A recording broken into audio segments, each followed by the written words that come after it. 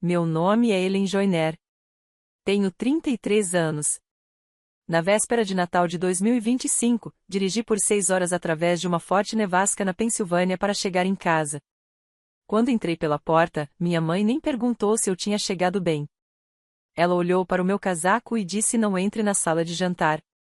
Vá sentar no cantinho do café da manhã com as crianças.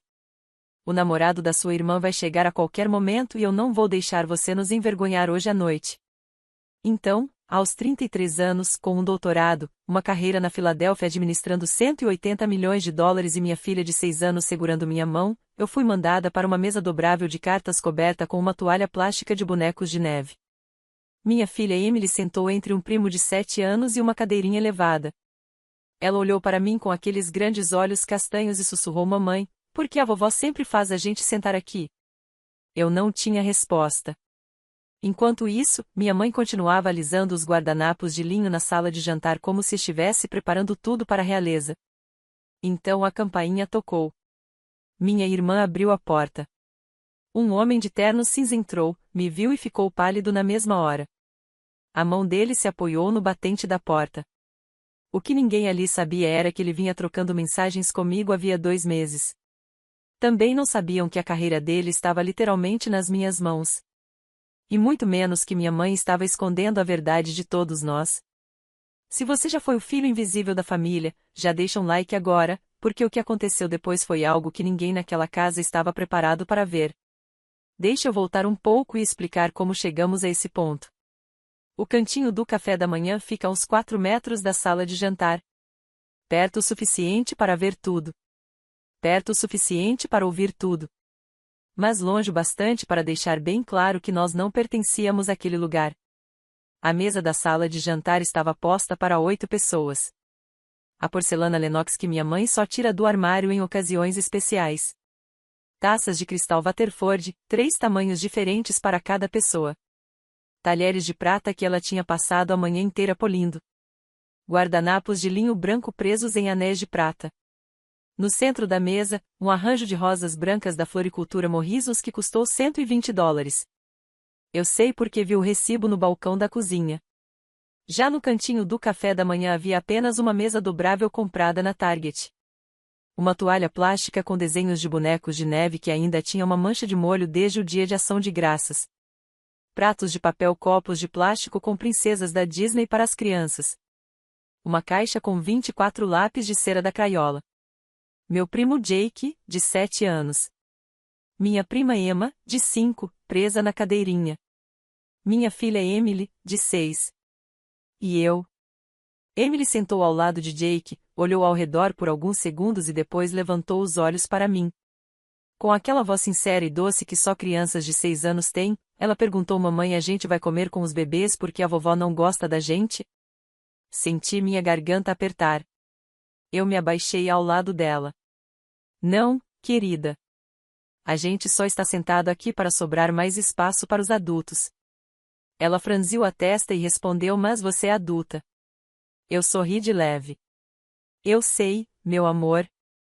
Jake, sem perceber o clima estranho, entregou um lápis de cera para Emily e disse: quer colorir um dinossauro? Emily olhou para a folha de desenho, depois voltou a olhar para mim. Ela não pegou o lápis. Eu sei o que você deve estar pensando. Por que eu sequer vim? Por que dirigir 6 horas no meio de uma nevasca com minha filha só para acabar sentada numa mesa de crianças?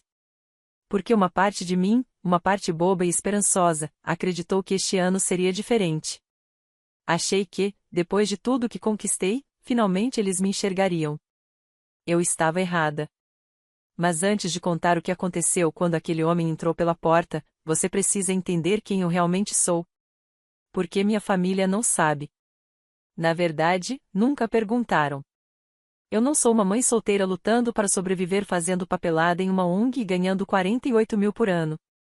Eu sou diretora sênior de programas da National Cancer Research Foundation, uma das 5 maiores organizações de financiamento de pesquisa sobre câncer nos Estados Unidos.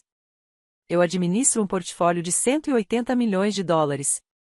Supervisiono o financiamento de pesquisas contra o câncer em todo o país. Tenho uma equipe de 23 pessoas que respondem diretamente a mim. Todos os anos analiso mais de 400 pedidos de financiamento. Minha assinatura aparece em cartas que liberam milhões de dólares para projetos científicos. Fui promovida em setembro. Meu salário é de $165 mil por ano, além de um bônus anual de 12 mil e benefícios completos. Tenho um doutorado em biologia molecular pela Boston University, concluído em 2019. Minha tese foi sobre a inibição direcionada de PDL1 em linhagens celulares de câncer de mama triplo negativo. Já publiquei 12 artigos revisados por pares. Apresento trabalhos em conferências nacionais e colaboro com pesquisadores do National Institutes of Health. Minha mãe não sabe nada disso. Nunca perguntou. Eu moro na região de Rittenhouse Square, na Filadélfia. Um lindo apartamento de um quarto no 8º andar, com vista para o parque. O aluguel é $2.100 por mês. Piso de madeira, tetos altos. Emily tem o próprio quarto. Levamos 15 minutos caminhando até a escola dela, e eu chego ao trabalho em 18 minutos a pé. Também faço trabalho voluntário na Lex Lemonade Stand Foundation. Tenho ingressos de temporada para a Orquestra da Filadélfia. Tenho 3 amigos muito próximos do trabalho. Emily tem encontros para brincar, aulas de dança e tudo o que uma criança de 6 anos poderia querer. Nós temos uma boa vida. Uma vida que eu construí. Mas, para minha mãe, eu ainda sou a filha que está lutando para dar conta de tudo. Ela ainda acha que eu cometi um erro ao me divorciar do meu ex-marido. Ainda acredita que eu sou a filha que nunca conseguiu fazer nada direito. Deixa eu falar sobre David. Eu me casei com ele quando tinha 27 anos. David Sloan, engenheiro de software, gentil, estável, paciente. Nós nos conhecemos em Boston, quando eu estava terminando meu doutorado. Ele era exatamente o tipo de homem que meus pais diziam querer para mim. Mas, no fim, eles não queriam ele. Minha mãe dizia que ele não era ambicioso o suficiente. Meu pai disse que ele vinha de uma família de classe trabalhadora, como se isso fosse algum tipo de doença. Mesmo assim, nós nos casamos. Foi uma cerimônia pequena em Boston. Meus pais apareceram, sentaram na segunda fileira e foram embora antes mesmo de a recepção terminar. Minha mãe disse que estava com enxaqueca. Ficamos casados por 3 anos. Tentamos de verdade, mas queríamos coisas diferentes. Ele queria continuar em Boston. Eu recebi uma proposta de trabalho em Filadélfia. Ele não queria ter filhos imediatamente. Eu queria. Aos poucos fomos nos afastando. Às vezes simplesmente acontece. Quando engravidei da Emily, em 2018, eu e David já estávamos conversando sobre separação. Mesmo assim decidimos tentar fazer dar certo. Durante um ano, nós realmente tentamos. Mas quando Emily completou 1 ano, nós dois já sabíamos que o casamento tinha chegado ao fim. Nos divorciamos em 2021. Foi um processo tranquilo e justo. Eu fiquei com a guarda principal e ele fica com a Emily em fins de semana alternados e nos feriados. Ele é um bom pai. Nós conseguimos cuidar da Emily juntos sem brigas ou drama. Eu continuei usando o sobrenome dele. Não porque ainda o amasse. Hoje somos amigos, nada além disso. Mas toda a minha vida profissional foi construída como Ellen Sloan. Meus artigos publicados, meu LinkedIn, meu diploma de doutorado, meus cartões profissionais, meu e-mail do trabalho, minha reputação, tudo está ligado a esse nome. Ellen Sloan tem uma carreira. Ellen Joyner é apenas alguém que meus pais ignoram. Então, no trabalho continuo sendo Ellen Sloan. E nos documentos oficiais, como carteira de motorista, passaporte e quando estou na casa dos meus pais, continuo sendo Ellen Joyner. Quando contei à minha mãe sobre o divórcio, ela ficou em silêncio por uns 8 segundos. Depois disse: bom, essas coisas acontecem. Pelo menos você tem a Emily. Como se minha filha fosse um prêmio de consolação. Em seguida ela perguntou: você está saindo com alguém? Eu respondi que não. Ela suspirou e disse: você devia se esforçar mais, Ellen. A Emily precisa de uma figura paterna. Eu desliguei o telefone. Naquele ano não voltei para casa no Natal. Nem no ano seguinte. Só voltei em 2022, pela primeira vez em 2 anos. Emily tinha 3 anos. Minha mãe me abraçou na porta e disse: "Você parece cansada. Não foi sentir sua falta, nem que bom que você voltou. Apenas você parece cansada." Logo depois ela pegou Emily no colo e disse: "Ah, que coisa mais fofa. Você é a cara da sua tia Nathalie quando era pequena." Emily não parece nada com Nathalie. Ela se parece comigo. Mas eu não corrigi. Naquele Natal eles decidiram tirar uma foto de família. Meu pai montou a câmera no tripé e minha mãe começou a organizar todo mundo. Meus pais ficaram no centro, Nathalie à direita e eu à esquerda segurando Emily. Então minha mãe olhou para mim e disse: "Ellen, querida, você pode dar um passinho para trás? Você está fazendo sombra na Nathalie." Eu dei um passo para trás. A foto ficou linda. Eles mandaram revelar em tamanho 20 por 25 e colocaram numa moldura sobre a lareira. Na imagem aparecem meu pai, minha mãe e Nathalie perfeitamente centrados, nítidos e sorrindo. Emily e eu mal aparecemos. Ficamos quase cortadas da foto, apenas um borrão na borda da imagem. E essa foto ainda está lá, na lareira, neste exato momento. Minha mãe aponta para aquela foto sempre que recebe visitas em casa e diz com orgulho: "Que foto linda de nós três, não é?" 3. Como se Emily e eu simplesmente não existíssemos. Se você sabe como é a sensação de ser apagado da própria família, escreve invisível nos comentários. Na Páscoa passada, eu dirigi até lá com a Emily para irmos à igreja. Depois do culto, minha mãe nos apresentou a esposa do reverendo Campbell. Ela disse: "Esta é a Nathalie, nossa filha mais nova. Ela trabalha no consultório do Dr. Patterson, um consultório odontológico tão bonito." Em seguida apontou para mim e continuou: "E está a Ellen. Ela mora em Filadélfia e trabalha com uma fundação." Depois olhou para minha filha e acrescentou: "E está a filha dela, é isso? Emily?" Eu respondi calmamente: "É Emily." Então a senhora Campbell perguntou com gentileza: "Que tipo de fundação você trabalha, querida?" Antes que eu pudesse responder, minha mãe interrompeu: "Pesquisa sobre câncer. Um trabalho muito nobre. Agora, você já provou o presunto?" Fiquei ali parada, segurando a mão da Emily, sem dizer nada. Emily olhou para mim e sussurrou: "Mamãe, a vovó esqueceu meu nome de novo." Apertei a mão dela e disse baixinho: "Está tudo bem, querida." Mas não estava. Foi naquele momento que eu parei de tentar. O que eles não sabem é que eu não estou apenas sobrevivendo. Eu estou prosperando. O apartamento em Rittenhouse Square onde moro com a Emily é ótimo. Eu poderia facilmente comprar uma casa no subúrbio se quisesse, mas escolhi continuar na cidade porque nós duas amamos caminhar até o parque, visitar museus e viver do jeito que vivemos hoje. No trabalho, acabei de aprovar o financiamento de um ensaio clínico que pode salvar cerca de 30.000 vidas.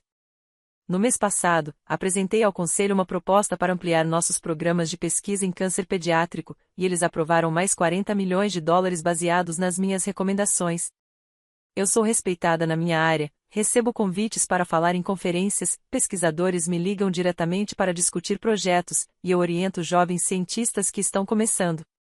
Todos os dias tomo decisões que podem mudar a vida de milhares de pessoas. Mesmo assim, na cabeça da minha mãe, eu ainda sou apenas uma mãe solteira lutando para sobreviver fazendo trabalho administrativo em uma instituição de caridade. E eu deixei que ela continuasse acreditando nisso porque, há muito tempo, parei de buscar a aprovação dela. Pelo menos até esta noite. Porque, 2 semanas atrás, minha irmã Nathalie me ligou toda animada e disse: "Ellen, tenho uma notícia incrível. Vou levar alguém para conhecer a família no Natal. O nome dele é Andrew. Andrew Brennan. Ele é médico, oncologista. Mamãe e papai vão adorar." No mesmo instante meu estômago afundou, porque eu conhecia esse nome. Andrew Brennan. Eu o conheci em 15 de outubro, na recepção anual de doadores da NCRF, no Centro de Convenções da Filadélfia. É o maior evento do nosso ano, com cerca de 340 convidados entre doadores, pesquisadores, médicos, membros do conselho e funcionários. Eu estava lá representando a equipe, usando um vestido azul marinho e um crachá que dizia Ellen Sloan, Ph.D., diretora sênior de programas, NCRF. Andrew estava lá como convidado através da rede de oncologia da Pensilvânia. Ele usava um terno azul escuro, gravata cinza, era alto, elegante e tinha aquela postura confiante de quem está acostumado ao ambiente profissional. Ele se aproximou de mim por volta das 7h20 da noite, perto da mesa de sobremesas, apertou minha mão com firmeza, olhou direto nos meus olhos e disse: Dr. Andrew Brennan, oncologista do Lancaster General Hospital. Ouvi coisas ótimas sobre o trabalho da fundação. Conversamos por 11 minutos sobre avanços em imunoterapia, sobre os desafios de financiar ensaios clínicos e sobre terapias combinadas para melanoma metastático. Ele era charmoso, articulado, fazia perguntas inteligentes, mas havia algo calculado em seu jeito, como se estivesse me entrevistando, como se cada pergunta tivesse um propósito. No final da conversa, pediu meu cartão de visitas. Entreguei-lhe um papel branco, acabamento fosco, logotipo da NCRF no canto. Ellen Sloan, PhD, diretora sênior de programas, National Cancer Research Foundation, com meu e-mail e telefone direto. Ele olhou, sorriu, disse: diretora sênior de programas. Impressionante. Você deve ter muita influência sobre quais projetos recebem financiamento. Mantive a voz neutra e respondi que faço parte de um processo de análise maior, muito colaborativo. Ele assentiu, mas algo nos olhos dele me dizia que ele entendia exatamente o que eu fazia. Agradeceu, apertou minha mão novamente e disse que foi um prazer me conhecer. Achei que era só isso, mas no dia seguinte recebi uma mensagem: Ellen, foi maravilhoso te conhecer ontem à noite. Adoraria continuar nossa conversa tomando um café. Você tem algum tempo livre esta semana? Não reconheci o número, até ver a assinatura Andrew Brennan, MD. Esperei 3 horas antes de responder, de forma profissional e educada. Obrigada, Andrew. Estou sobrecarregada com as avaliações de fim de ano, mas agradeço o convite. Um não suave. Ele enviou outra mensagem 4 dias depois: sei que você está ocupada, mas se surgir uma folga na sua agenda, adoraria te levar para jantar. Sem falar de trabalho, só boa conversa. Não respondi, mas fiz algo que provavelmente não deveria. Entrei no nosso banco de dados e procurei pelo nome dele.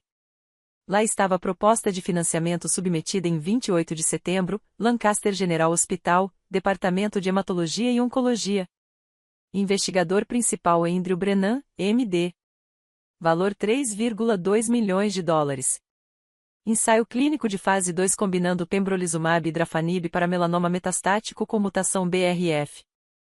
Estava na minha fila de análise e, de repente, tudo fazia sentido. Ele tinha pesquisado sobre mim. Sabia que eu era diretora sênior de programas.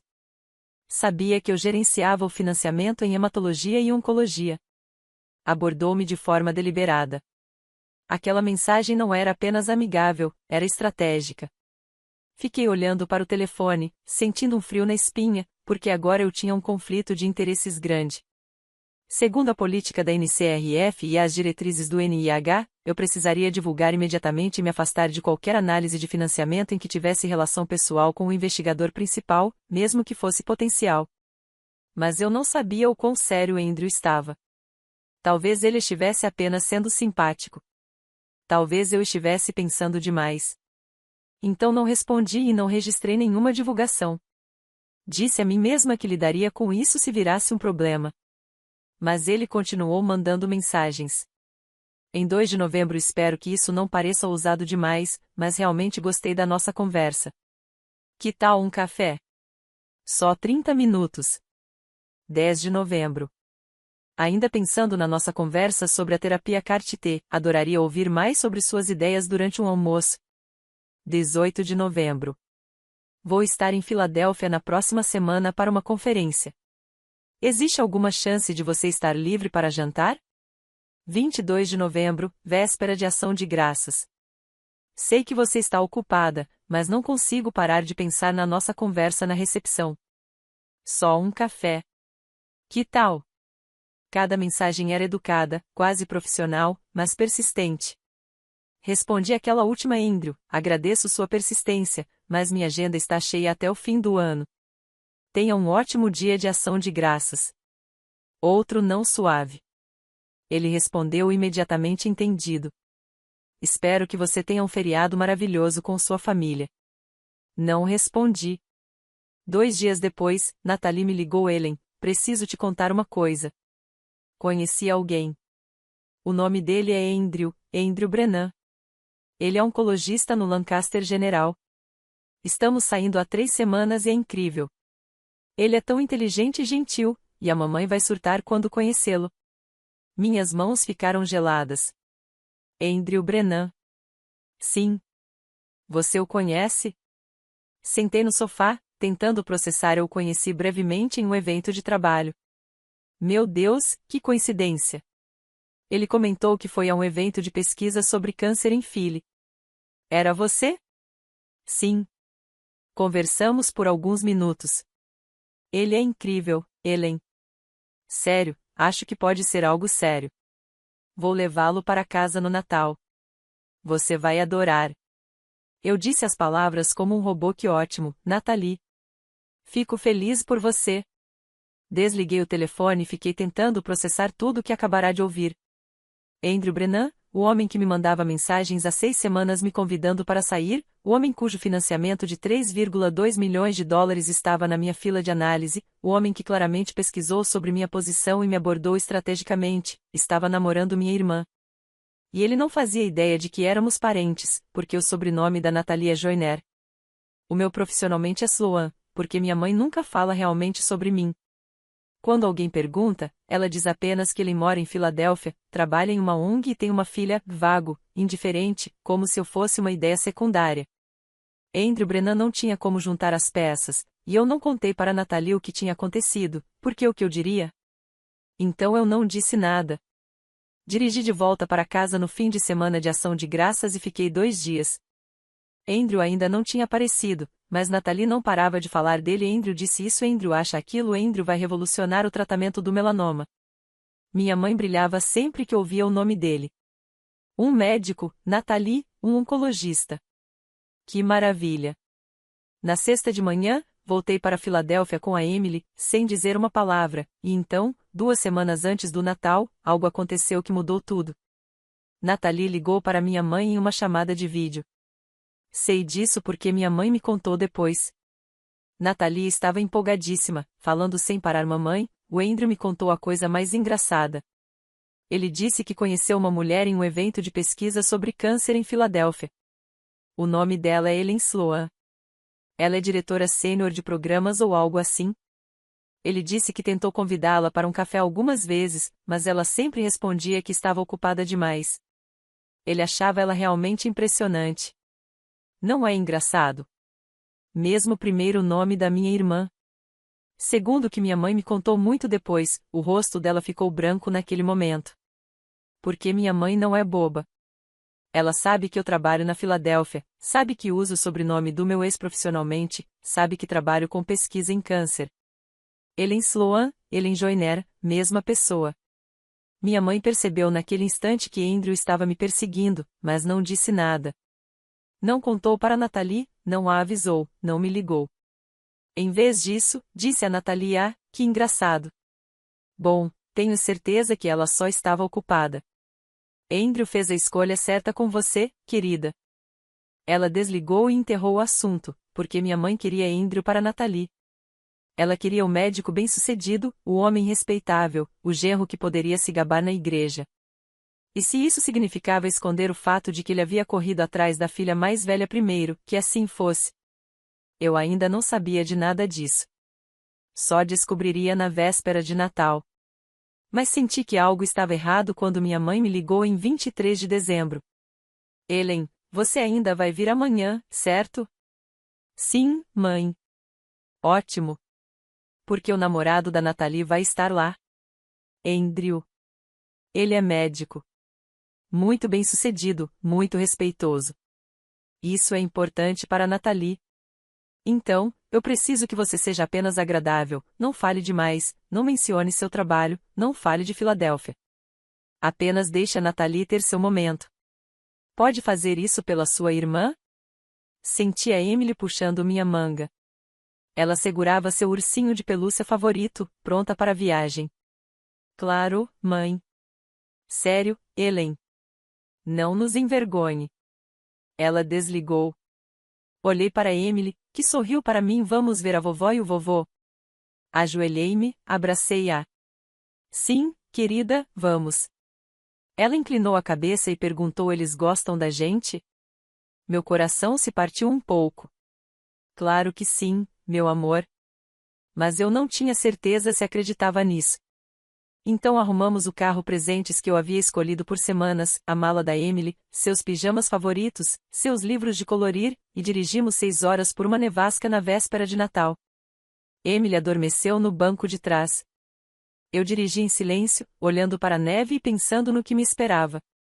Chegamos às 16h52. Estacionei na entrada e acordei Emily. Chegamos, querida. Ela esfregou os olhos e olhou para a casa. Era bonita. Realmente era. A casa dos meus pais em Upper St. Clair é linda, colonial branca, varanda grande na frente, luzes de Natal, guirlanda na porta. Subimos os degraus e eu bati na porta. Minha mãe abriu e olhou para mim. Não para Emily. Para mim. Você está atrasada. Não, como foi a viagem? Oh, que bom que você chegou bem. Apenas você está atrasada. Ela olhou para meu casaco, meu jeans, minhas botas com neve. Como se eu tivesse rastreado lama pelo carpete branco da minha mãe. Não é na sala de jantar. Vai sentar na mesinha do café da manhã com as crianças. O namorado da sua irmã vai chegar a qualquer momento e eu não vou deixar você nos envergonhar hoje à noite. Emily olhou para mim, confusa. Segurei sua mão. Vamos, querida. Caminhamos pela casa, passando pela sala de jantar com sua mesa perfeita, e entramos na mesinha do café da manhã, uma mesa dobrável, toalha de plástico com bonecos de neve e aquela mancha de molho ainda visível, pratos de papel. Jake e Emma já estavam lá colorindo. Emily se sentou ao lado de Jake, olhou ao redor e me perguntou alto o suficiente para todos ouvirem: mamãe, por que a vovó sempre nos faz sentar aqui? A gente come com os bebês porque ela não gosta da gente? Minha mãe, na sala de jantar, fingiu não ouvir. Eu me agachei ao lado da Emily. Não, querida. Nós só estamos sentadas aqui para dar mais espaço aos adultos. Mas você é adulta. Eu sei. Ela franziu a testa e não pegou um lápis de cor. Sentei ao lado dela, entre minha filha de 6 anos e a cadeirinha. Observei minha mãe alisar aqueles guardanapos de linho pela 12ª vez. Meu pai estava encostado na lareira, olhando o relógio. Natalie andava de um lado para o outro perto da janela, vestido vinho, cabelo perfeito, maquiagem impecável. Olhava para o celular, depois para a janela, depois para o celular de novo. Ela estava nervosa, animada. Este era o momento dela, e eu era apenas uma nota de rodapé. A irmã que não importava, a mulher na mesa das crianças. A campainha tocou exatamente às 5.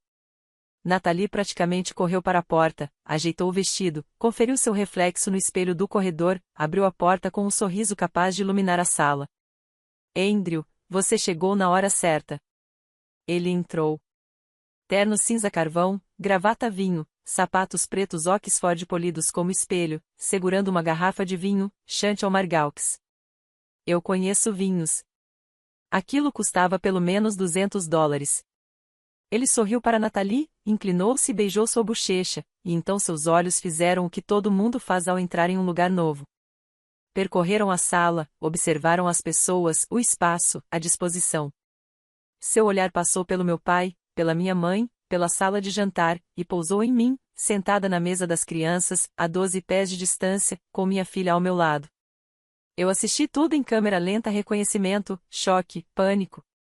O rosto dele perdeu a cor, de bronze saudável a pálido em 2 segundos. O corpo se desequilibrou levemente, como se alguém tivesse empurrado por trás. A mão direita se agarrou ao batente da porta, os nós dos dedos brancos. A garrafa de vinho na mão esquerda se inclinou, mas ele conseguiu segurá-la antes que caísse. A boca abriu um pouco. 4 segundos e meio de contato visual direto. Eu não desviei o olhar. Fiquei calma, observando ele perceber que a mulher com quem vinha trocando mensagens por 2 meses estava sentada na mesa das crianças na casa dos pais da namorada dele. Natalie não percebeu. Estava ocupada demais pegando o casaco dele. Andrew, você está bem? Ele piscou, se recompôs rápido, sorriso profissional voltando ao rosto. Sim, desculpe, escorreguei. o chão de vocês é muito polido. A voz dele soou apenas um pouco tensa. Minha mãe entrou como um falcão cuidado. O Donald encerou ontem. Estendeu a mão. Você deve ser o Dr. Brennan. Estamos muito felizes com a sua visita. Andrew desviou os olhos de mim e apertou a mão dela. Senhora Joyner, obrigado por me receber. Sua casa é linda. Tudo fluía como se nada tivesse acontecido. Meu pai se aproximou, apertando firme a mão dele, avaliando-o. Donald Joyner, prazer em conhecê-lo. O prazer é meu, senhor. Natalie brilhava, segurando o braço dele. Andrew, este é meu pai e minha mãe. Ela fez um gesto vago em direção à parte de trás da casa. Essa é a Ellen, minha irmã mais velha. Ela mora em Filadélfia e trabalha com ONGs. O tom de desdém na voz da minha mãe era claro, como se ela estivesse se desculpando por eu existir. Andrew se virou, olhou para mim, forçou um sorriso. Prazer em conhecê-la, Ellen. Emily puxou minha manga. Mamãe, quem é aquele homem? Eu não me levantei, apenas falei, clara e calma, nós já nos conhecemos. A sala congelou. Todas as cabeças se viraram. O sorriso de Natalie vacilou. O quê? Os olhos da minha mãe se prenderam em mim como um chicote, um aviso afiado. O rosto de Andrew ficou pálido de novo. Mantive a voz serena. Nos conhecemos em uma conferência em outubro, na recepção de doadores da NCRF em Filadélfia. O maxilar de Andrew se fechou. Ele olhou para Natalie, depois de volta para mim. Ah, é certo. Sim, eu não percebi que vocês eram parentes. Natalie riu nervosa. Oi, que coincidência. Minha mãe forçou um tom alegre. Não é adorável? Agora, Andrew, vamos acomodá-lo.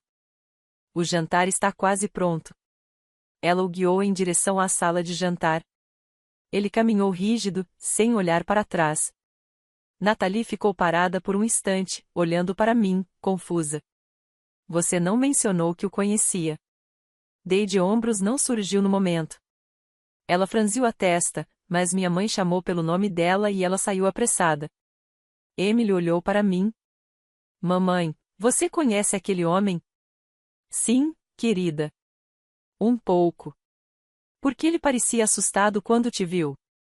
Crianças veem tudo. Alisei seu cabelo. Não sei, meu amor.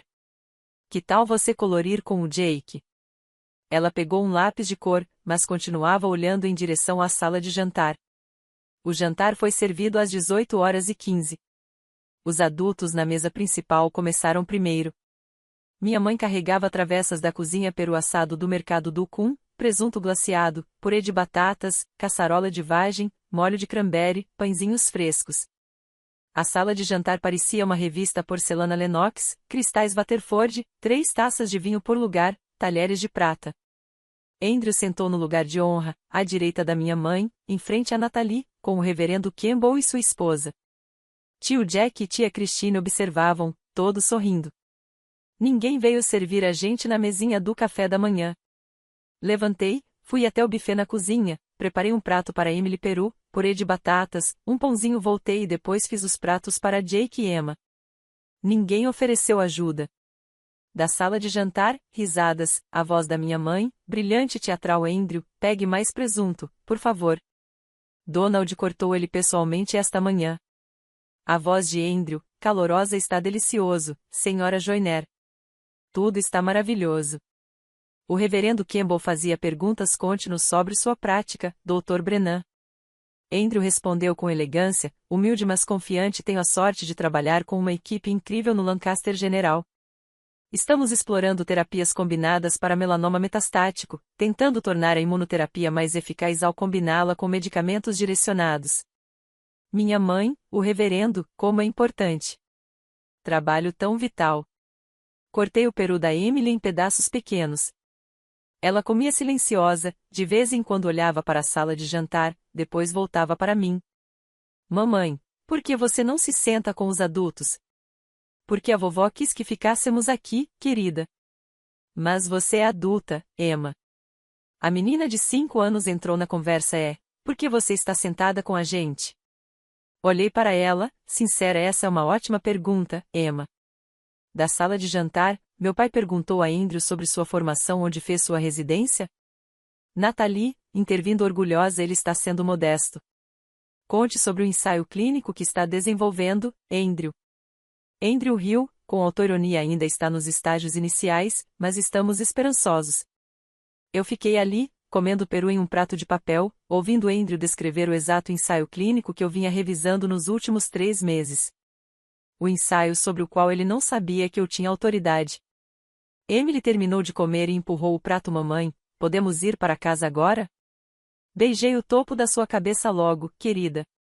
A sobremesa chegou às 18h45. Torta de maçã, torta de abóbora, chantilly em uma taça de cristal. Tio Jack estava sentado ao lado de Andrew. Conversavam sobre golfe, acho. O celular de Andrew vibrou no bolso do paletó.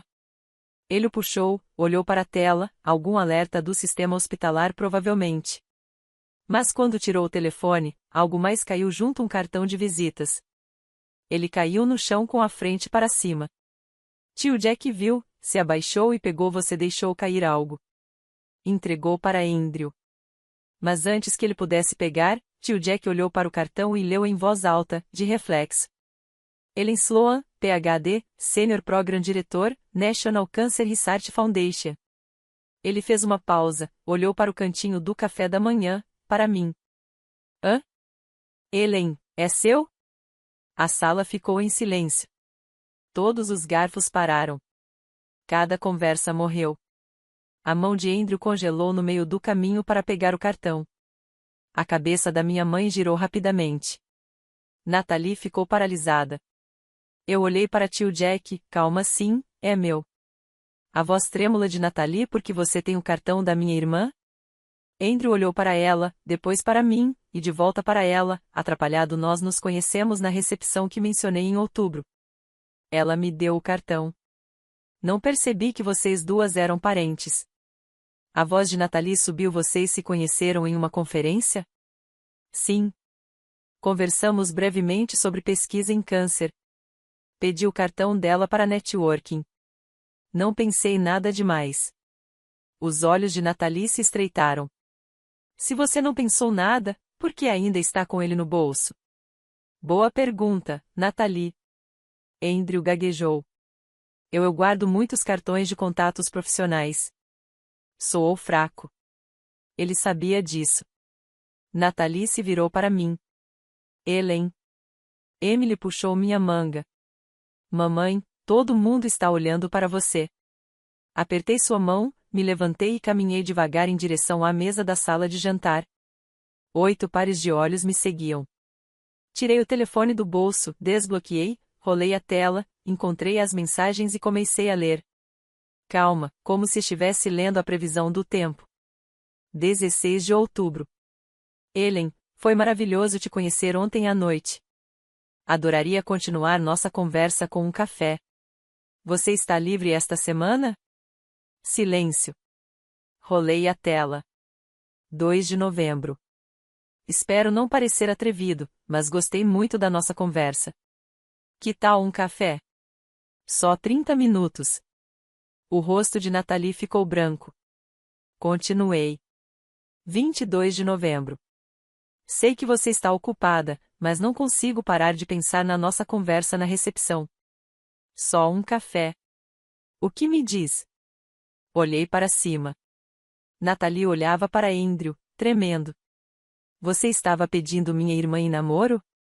Andrew se levantou, desesperado. Nathalie, eu não sabia que ela era sua irmã. Juro, seu sobrenome é Joyner. O dela é Sloan. Como eu ia saber? A voz de Nathalie quebrou. Você não sabia que eu tinha uma irmã? Não sabia que eu tinha família? Eu sabia que você tinha família, mas você nunca mencionou. Começamos a namorar em novembro. Você ainda estava mandando mensagem para ela em novembro. Andrew estendeu a mão, ela se afastou. Você sabia de mim quando estava mandando mensagem para ela? Não, juro que não. A vozinha de Emily cortou o silêncio. Mamãe, por que a tia Nathalie está chorando? Olhei para ela. Está tudo bem, querida. Fica aí. Minha mãe se levantou, a voz alta e frágil. Ellen, o que é isso? O que você está fazendo? Me virei para ela. Estou respondendo perguntas, mãe. Ela continuou. Você está fazendo cena na véspera de Natal na frente de todo mundo. Mantive a voz calma. Não estou fazendo nada. Estou dizendo a verdade. O reverendo Campbell se mexeu desconfortável. Sua esposa tocou seu braço. Claramente queriam sair. Tio Jack olhava para Andrew, reavaliando tudo.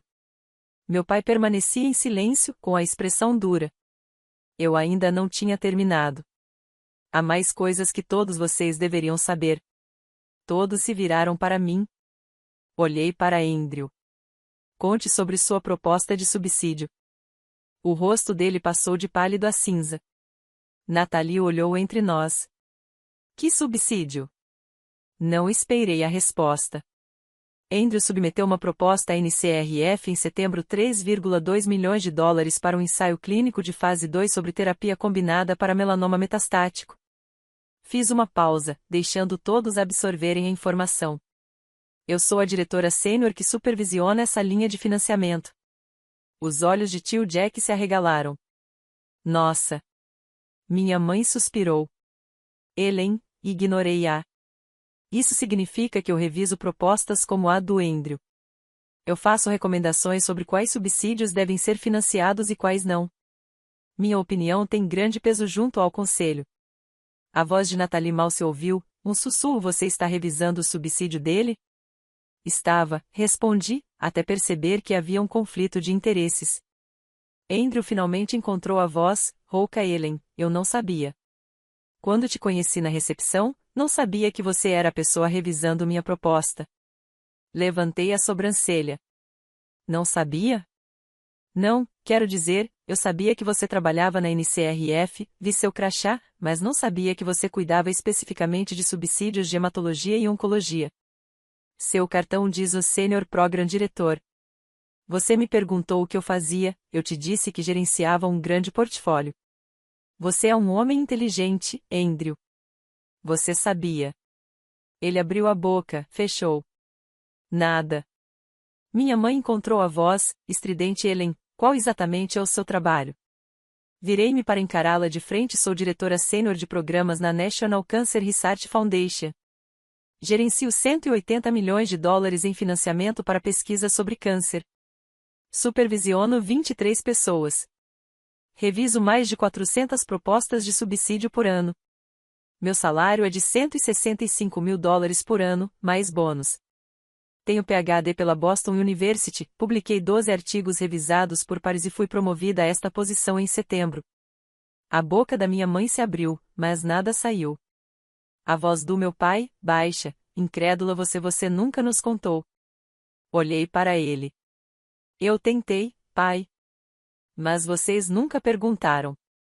Minha mãe finalmente encontrou palavras. Mas você disse que trabalha para uma organização sem fins lucrativos. Sim, mãe. A NCRF é uma organização sem fins lucrativos, 501c3. Mas vocês nunca perguntaram, e eu nunca disse que ganhava 165 mil dólares. Não, mãe.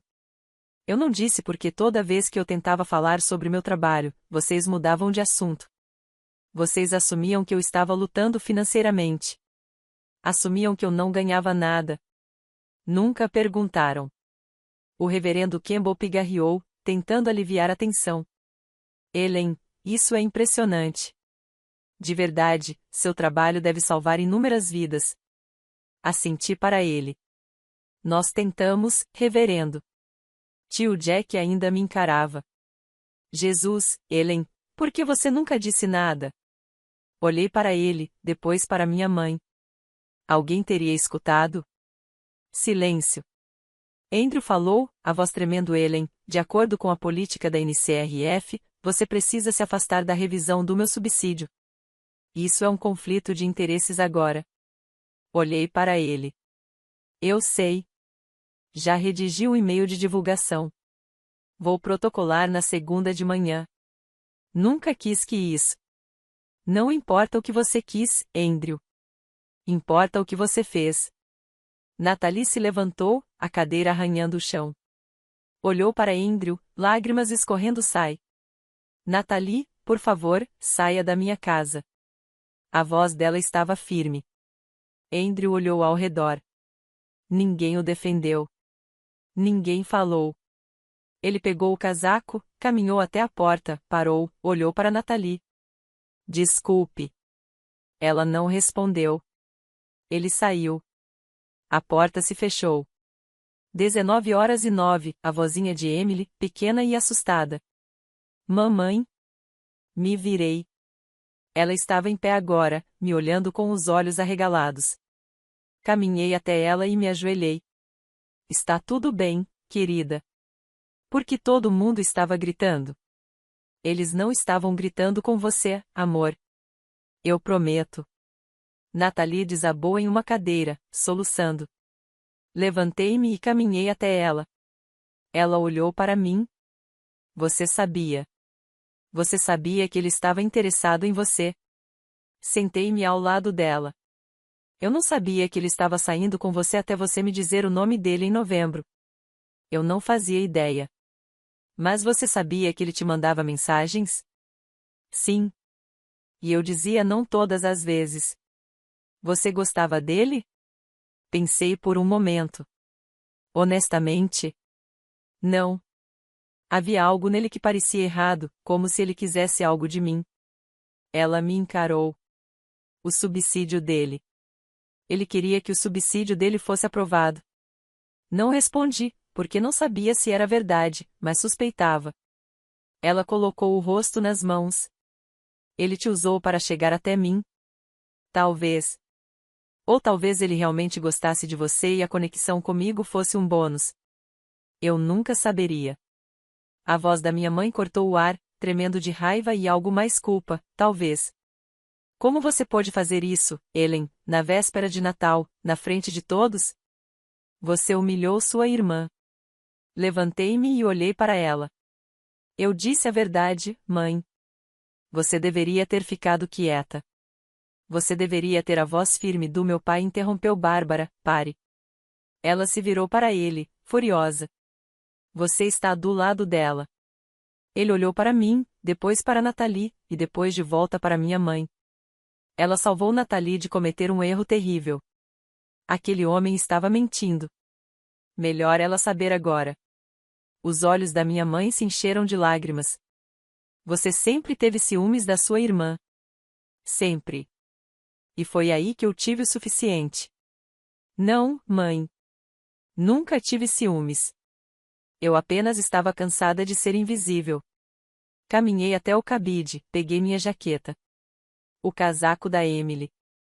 A voz da minha mãe soou desesperada. Para onde você vai? Para casa. Você não pode ir. É véspera de Natal. Virei-me para encará-la pela última vez. Mãe, você me colocou na mesa das crianças. Disse para eu não te envergonhar. Me apresentou aos seus amigos e esqueceu o nome da minha filha. Você passou 33 anos me tratando como se eu não importasse. Então, sim, eu posso ir embora, e eu vou. Estendi a mão para Emily. Vamos, querida. Estamos indo para casa. Ela pegou minha mão imediatamente. A voz de Nathalie, baixa e quebrada. Ellen, espera. Parei. Ela enxugou os olhos. Obrigada por me contar. Queria que você tivesse me contado antes. Mas obrigada. Assenti. Meu pai se levantou. Ellen, dirijam com cuidado, vocês duas. A voz dele estava suave, talvez pela primeira vez em anos realmente me olhando. Eu vou, pai. Emily e eu saímos para a neve. O frio nos atingiu com força. Meu carro estava coberto por 4 centímetros de neve. Destranquei o porta-malas. Os presentes ainda estavam lá, intactos. Não os tirei. Coloquei Emily na cadeirinha.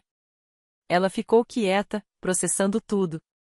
Entrei no carro, liguei o motor e fiquei ali esperando o aquecedor ligar. Meu telefone vibrou. Mensagem de Nathalie: desculpa por tudo. Dirija com cuidado. Não respondi ainda.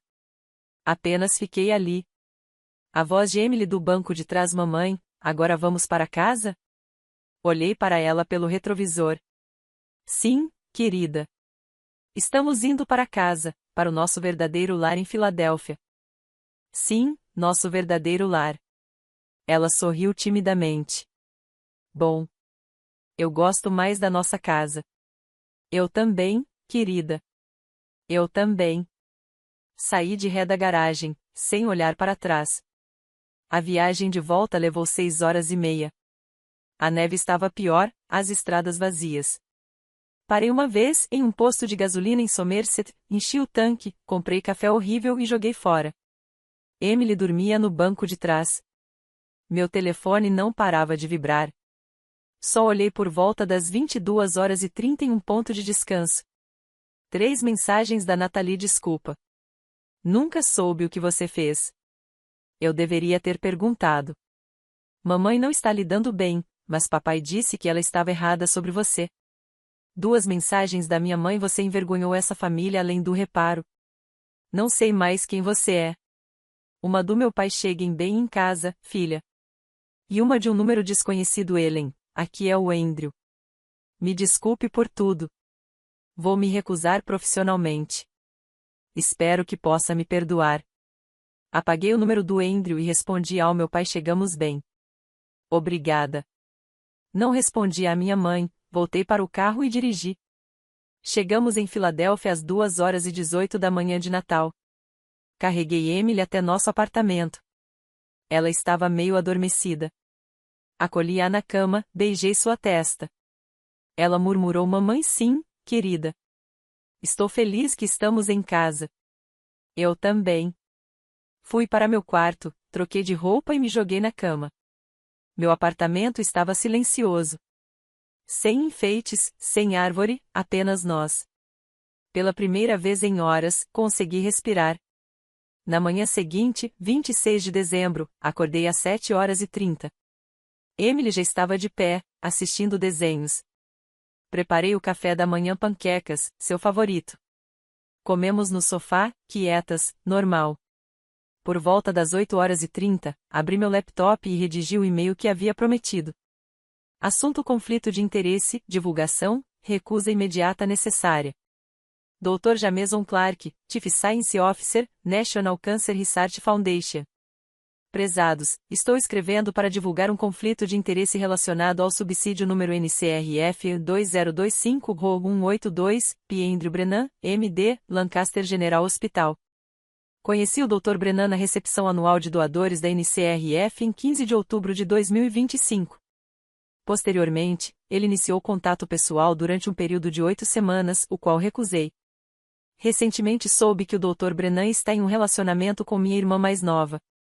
Dadas essas conexões, não posso mais fornecer uma análise imparcial desta proposta.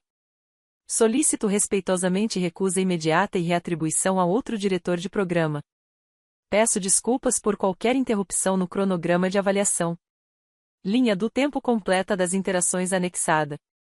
Atenciosamente, Ellen Sloan, PhD, Senior Program Diretor. Enviei o e-mail e o Dr. Clark respondeu às 10h15. Ellen, obrigado pela transparência. Vamos discutir na segunda-feira. Não se preocupe, lidaremos com isso de forma apropriada. Na segunda-feira, 27 de dezembro, me encontrei com o Dr. Clark. Ele foi compreensivo e solidário: você fez a coisa certa. É exatamente por isso que temos essas políticas. O subsídio foi então reatribuído à Dr. Patrícia Donnelly. Fui oficialmente retirada do caso. Nas 2 semanas seguintes, Nathalie e eu trocamos mensagens, não todos os dias, mas com regularidade. Ela estava processando tudo, magoada, mas também começando a despertar para a realidade. Tenho pesquisado sobre o Andrew na internet. Ele tem um padrão, Ellen. Mulheres em posições que podem ajudar a carreira dele. Sinto-me uma idiota.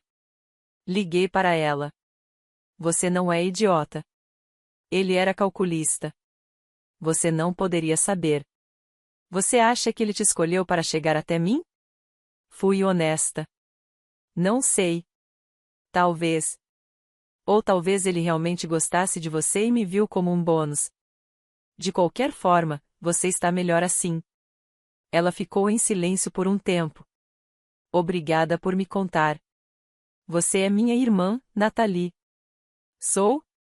Quase não conversamos. Isso pode mudar, se você quiser. Longa pausa. Gostaria que mudasse. No dia 10 de janeiro, Nathalie ligou Ellen. Estou pensando em me mudar, ter meu próprio lugar. Mamãe não está lidando bem com nada disso. Você deveria fazer o mesmo. Vai ser a melhor decisão da sua vida. Mesmo? Mesmo? Você finalmente vai poder descobrir quem você é, não quem eles querem que você seja. Ela riu, triste como você fez. Sim, como eu fiz. Ela fez uma pausa. Posso ir te visitar algum dia? Ver seu apartamento, conhecer a Emily direito. Sorri. Adoraria. Minha mãe me ligou 14 vezes entre o Natal e meados de janeiro. Eu não atendi. Ela deixou mensagens de voz. As primeiras eram raivosas, você precisa me ligar de volta.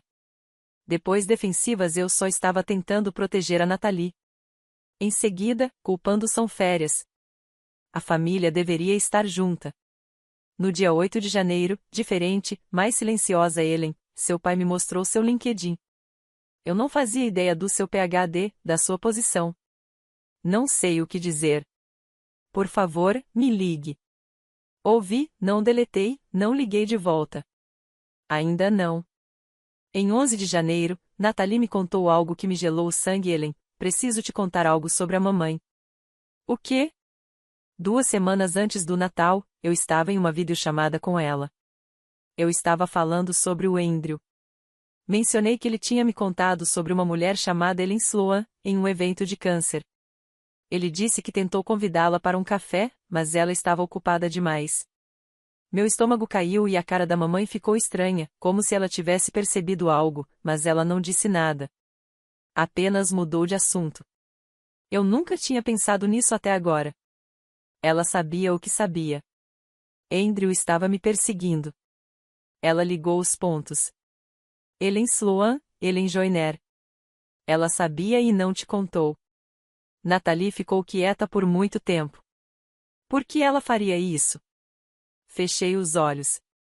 Porque ela queria que você tivesse ele. O médico bem-sucedido, o genro respeitável, mesmo que significasse esconder o que ele fez. Meu Deus, sim. A voz de Nathalie tremia. Preciso falar com ela. Nathalie, não. Preciso. Ela desligou.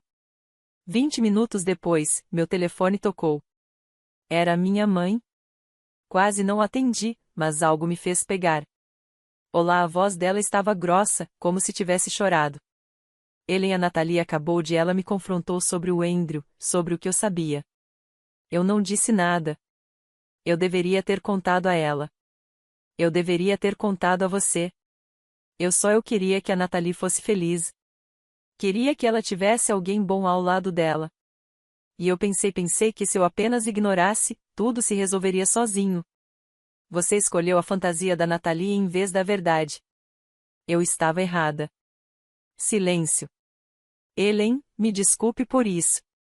Por tudo. Pela mesa das crianças. Por te menosprezar. Por nunca ter perguntado sobre sua vida, por 33 anos te tratando como se você não importasse. Senti algo quebrar no meu peito. Não sei se desculpa ou é suficiente, mãe. Eu sei, mas é tudo que eu tenho. Ela desligou. No dia 14 de fevereiro, dia dos namorados, ironicamente, a Alice me contou algo no trabalho. Você soube? A bolsa do Brennan foi aprovada. Olhei para cima. O quê? Doutor. Depois da revisão do Doni, 3,2 milhões aprovados. Ciência sólida, protocolo forte. O conselho votou sim. Me recostei, processando. A bolsa do Andrew foi financiada de forma justa, e eu não senti nada, nem raiva, nem vingança, apenas neutralidade profissional. Ele conseguiu o que merecia pelo mérito. O processo funcionou. No dia 21 de fevereiro, recebi uma carta pelo correio, escrita à mão. A letra da minha mãe, 3 páginas, papel creme com monograma. Sentei na mesa da cozinha.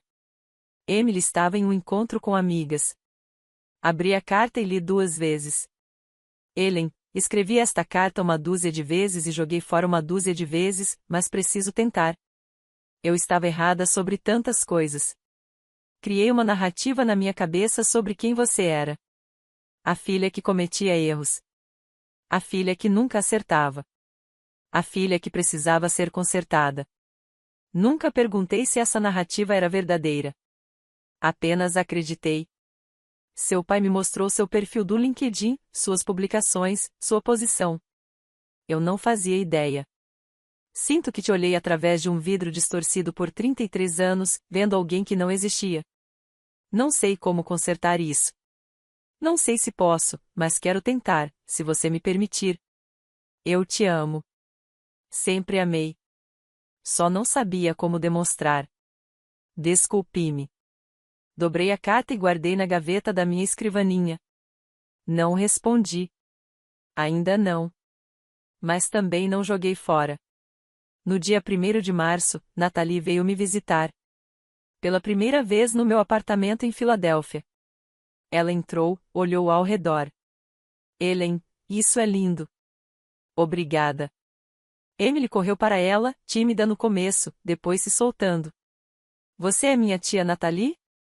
Nathalie se agachou. Sou, e você deve ser a Emily. Ouvi tanto sobre você. Elas começaram a colorir juntas enquanto Nathalie e eu conversávamos. Vou me mudar no próximo mês. Achei um lugar em Shadyside, um quarto. Pequeno, mas é meu. Estou orgulhosa de você. A mamãe não está feliz, mas vai se acostumar. Nathalie olhou para Emily, depois para mim. Você fez tudo isso sozinha. Criou ela, construiu sua carreira sem ajuda. Tive ajuda. Amigos, creche, colegas de trabalho bons, mas sim, eu fiz. Não sei se eu conseguiria. Você conseguiria, se precisasse. Ela sorriu. Talvez. Pedimos pizza, assistimos a um filme. Emily adormeceu no sofá. Nathalie olhou para ela. Ela tem sorte de ter você. Eu tenho sorte de ter ela. No dia 15 de março, meu pai me mandou uma mensagem. Sua mãe quer vir visitar, ver a Emily, ver sua vida. Tudo bem para você?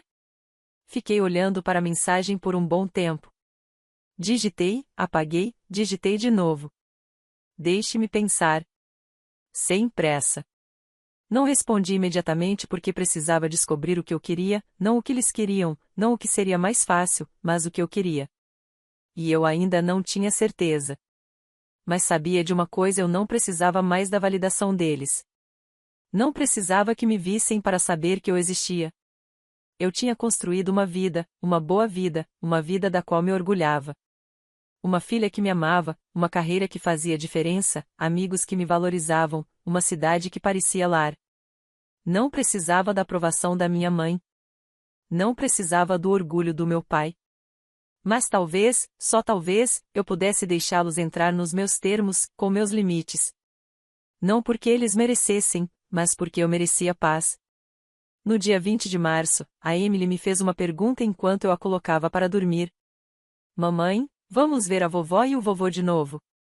Afaguei seus cabelos. Talvez, bebê, algum dia. Eles gostam da gente agora? Beijei sua testa. Acho que estão aprendendo. Ela sorriu, sonolenta. Que bom, porque eu gosto mais do nosso apartamento mesmo. Ri. Eu também, querida. Eu também. Apaguei a luz dela, fui até meu quarto, sentei perto da janela.